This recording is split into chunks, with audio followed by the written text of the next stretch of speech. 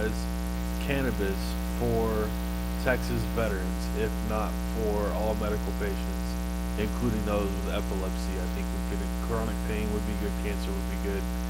And I think those people should be able to grow up to 10 plants. I think if they have a pound or less, it should be a $200 ticket. I think that they have 10 pounds or more, it should be a $2,000 ticket, no jail time.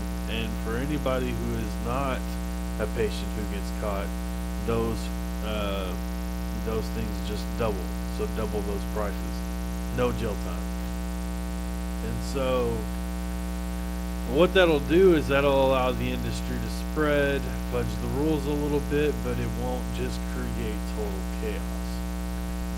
I think even you're talking about, maximum possession, but if you think about what cannabis is able to do as far as low dose, and there's ways of using it, like I said, as medicinal, and it's not even to the point where the patient actually gets a high from it. It's just what it does to the body is so natural and relaxing, and it's just supersedes any pill that you can take from a pharmacy. I think Montel Williams is quoted as saying that he doesn't get euphoria like the rest of us do, from cannabis use. Research it, Yeah, but he gets pain sensation. So it's his neuropathic pain from having MS.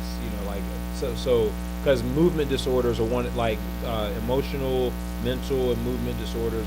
One of the main areas the FDA talked about in their patent of marijuana back in 2003. Yes, it does. It does reverse the effects of those immediate ailments. So I encourage definitely our audience to do the research on the FDA patent of marijuana in terms of how it affects people for medical purposes. But in expanding it to everyone, like we're saying, yes, there should be a subsection veteran priority. I agree with you, Casey, for legalization of cannabis for at least medical purposes. But at the same time, we need to also identify with the patients. Not everybody that wanted to join the military got the opportunity. This is a privilege that we all were granted because we fit the stereotype, and there were enough waivers for what we got. Hold on, guys. Absolutely.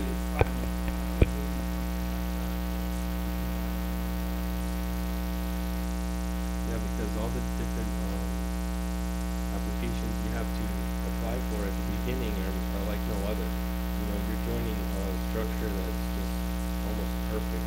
That's why you're going back to the term limit. You're looking at people who start from the beginning when they're 19 or 20, and then they go through their career 20 years and they're ready to retire. I think maybe you should do another 25 years in the military, another 5 to make it 25, and that should be it. And I think that should apply to the senators and members of the House. Should have that limit as well.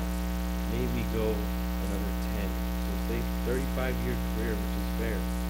But you see, currently, there's senators and members of the House who are well into their 80s and 70s. Their ideas, I think, should be left up to the younger generation to make decisions for the younger generation. Because I think when the people that are political, that are into their 70s and 80s, I think they're out of line, and they should be left up to the younger. It's an opinionated statement, really, when you look at it that way. I agree, but I mean, it's an opinionated statement to say it.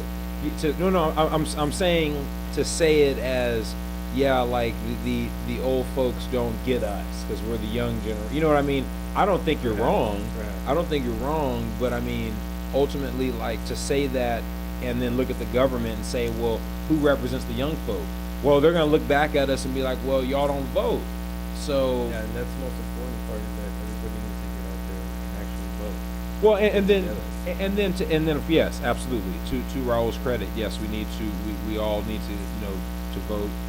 It's one thing to have an opinion, but it's another thing to get out there and make a difference and vote. I would challenge the perspective that, and even vote is crooked. because Voting is the only- electoral right. college is ridiculous when you think of the electoral college. But- will supersede a popular vote. Right. I would go so deep as to say I really think that there needs to be an alternative to voting. There needs to be, yes, the option of voting should continue to exist. It's our right. We And need more to. frequently.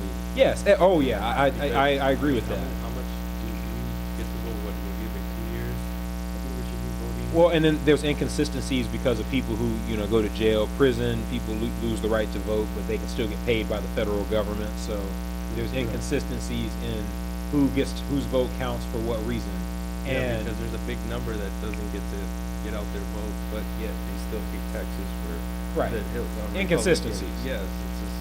And I mean, but at the same time, an alternative to voting needs to be on the table, in my opinion. I think that the alternative What else do you think needs to be done.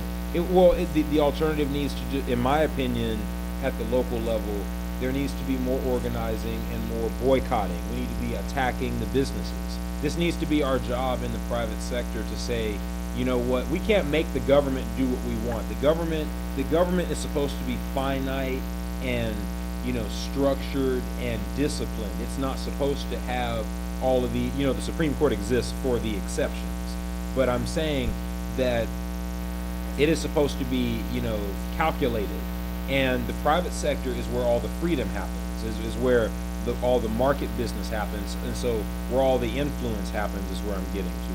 So all of what I mean, these political candidates, whether it's presidential, congressional, or, state, they don't get in office off of their back pocket. I don't care what Trump says. You don't get into office just, off of your own dollar. Someone is, whether they be a corporation in this country or a foreign bank outside of it, there's ultimately an influence on the culture, through the private sector. And the only way to combat that is the best way, in my opinion, is to attack the money. Tell these people that, no, I'm not going to continue to support your business, and you invested money in paying off George Zimmerman's prison bills, or his jail, all his jail. That the guy that shot at Andrew Yeah. Zimmerman got 20 years. And Andrew Zimmerman got off with killing Trayvon Martin. It's just something needs to happen because that's unacceptable. Again, our laws, we know we have law and that's what we have to live by, but a lot of times it's proven that it's wrong. The law is just absolutely wrong and something needs to happen. But we need to get together as a whole, and as a community and as a population of Americans to get together and make these things happen. I just want to take a quick side note,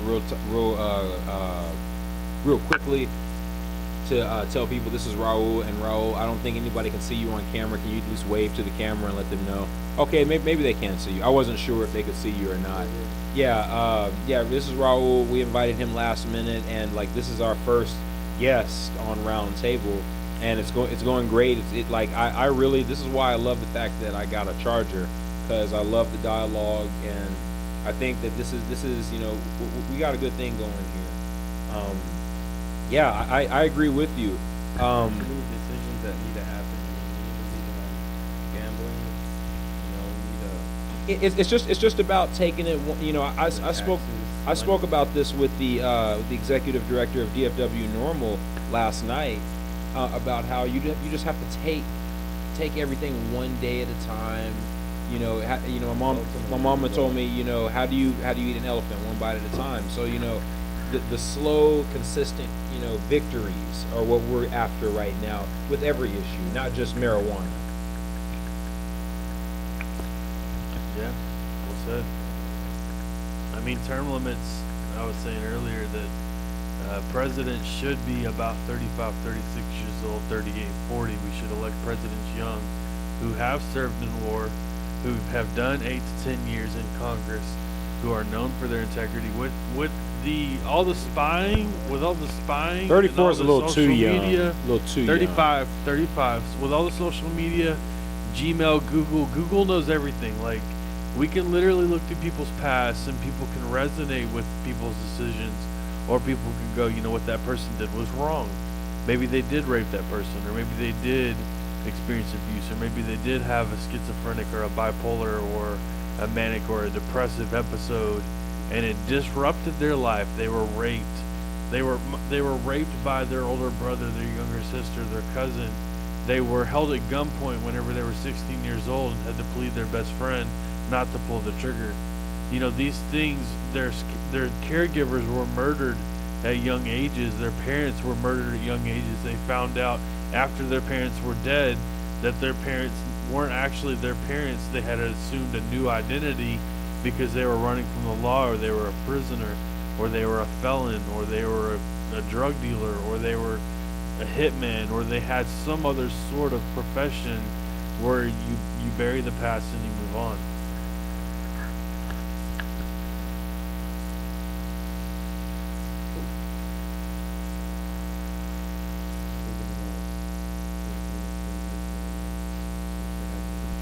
Absolutely. It's been great. Absolutely, guys. Thank you for our first guest. Thank you, Raul, for coming on Round Table. And yeah, like I really, this has been an extended edition, and I feel like we might have something, boss.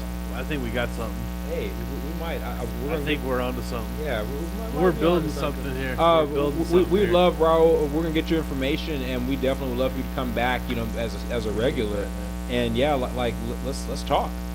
Yeah, I think it's all about voting and getting together as a community and as a you know, taxpayer. We need to get together and make things happen. Holler out your social media and email and that kind of stuff to the camera. I'm just on here. I'm at Raul Barbers at Twitter. I have a Twitter account. I've had it for years. That's usually I post a lot of my news. I think Twitter is just a media echo chamber of news, and that's what I like to use Twitter for, because it's always fast news that doesn't have too much detail if you don't want it, because they always provide the links and what you can read on. But yeah, I appreciate that. Thank you. Absolutely, and we appreciate you coming on the show. Yeah, any last words, Casey? No, I mean, I think it's been a very productive conversation. I feel like the media and the propaganda that you see on the television, open your eyes, guys. The world is changing. This is a game that we're playing. If you're plugged into the system, for God's sakes, unplug before it's too late. Thanks, guys, for watching Round Table. Thank you.